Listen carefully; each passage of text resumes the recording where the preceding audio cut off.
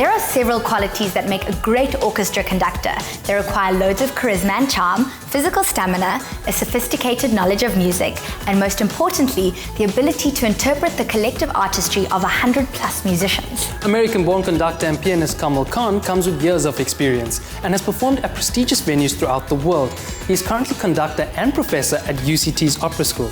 Kajal met up with a man who's passionate about opera in the context of South Africa's transformation. Transformation has found a new voice in Western classical music, which was often labelled Eurocentric.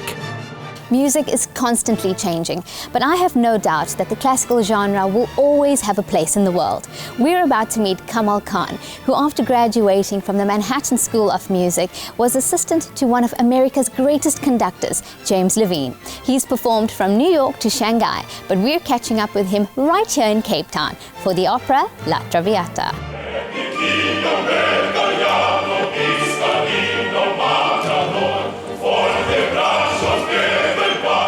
Originally from Washington, D.C., Professor Khan has worked with top-notch orchestras and opera companies on almost every continent and is renowned for his ability to integrate voice and instrument with sensitivity and flair.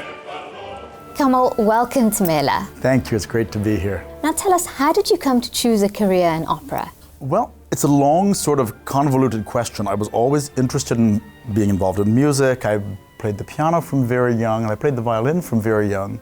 But I was always interested in words, always interested in text, always interested in stories. To me, it feels like music is missing in life. In opera is where it's right, because when I'm in a highly emotional situation, I hear all that music that Verdi put there. And life seems strangely empty and silent compared to opera. Silence has never been part of Kamal's life, and he's made it his mission to fill the world with music. A born perfectionist, he gave up playing the violin because his abilities didn't match his own demanding standards. At what point did you realize that you are talented in this genre? I was more fascinated by opera than I was perhaps by the work I was meant to be doing to become a pianist. And when I started becoming a conductor full-time, a lot of my work was in Spain. So I really got my feet wet in the repertoire. Spain, Latin America, also Cape Town. I've been coming here every year since 1997. And Angelo Gobbato, who is our stage director of tonight's Traviata, started inviting me then. He really changed my life because there seemed to be something special about the young talent here. It was such a fascinating mixture. The kids had something so right that you cannot give people. And at the same time, they were desperately needing certain kinds of basic knowledge because I think during apartheid and during boycott, the elements that did come down here might not have always been the most cutting edge about training or the way the repertoire was being approached. Vocal music, choral music, is the second largest leisure activity in South Africa below football.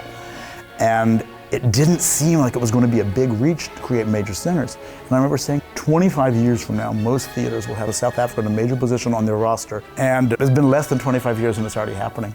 Now, you've traveled and performed all over the world. How well received is opera in South Africa, in your opinion? Well, I have to say, especially the audiences for our UCT Cape Town opera collaborations are so warm. The first two performances of this run of Traviata have really been some of the most gratifying receptions of my life.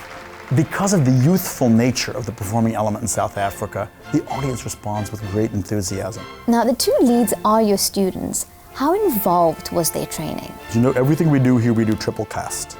And it was time to take some rather distinctive intellects and artists and vocal techniques and let them really find out what it's like to carry a show. This production of La Traviata perfectly illustrates the cosmopolitan potential of the classical tradition, with a story by a French author set to music by an Italian composer, featuring matadors from Spain, whose roles are sung by African voices trained by an American of Indian descent. And finally, what can we expect from the performance tonight? Tonight is sort of the coloratura cast. Tonight is the weight of voice cast, most like what Verdi probably heard and imagined. I think what you hopefully will get tonight is we're going to make this feel like the new thing. Kamal, thank you so much for joining us, and we're really looking forward to it. Thank you so much. I'm glad you're here, and I'm looking forward to it too.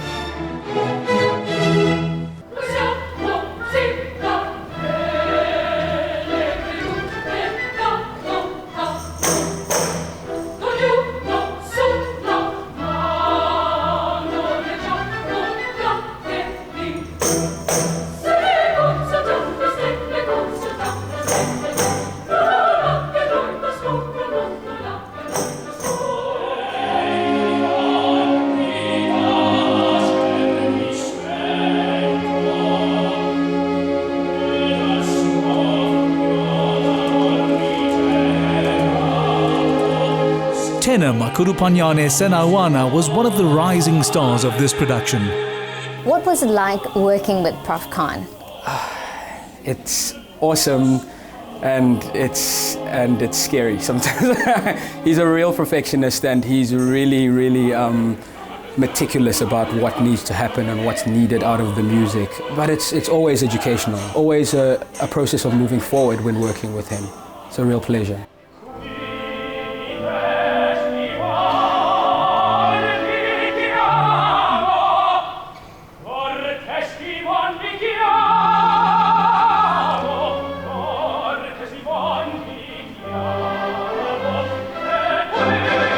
Leading lady Violetta comes to an unfortunate end in the opera, but singing her role has been an incredible experience for soprano Leah Gunter.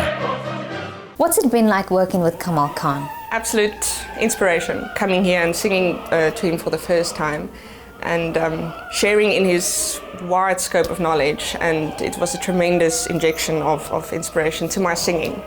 There's no questioning the success of this production in terms of entertainment, but its effects reach far further. It has placed local talents in the spotlight, helping to further their careers while also inspiring a new generation of opera lovers and potential singers. And Kamal Khan has played a major role in achieving this.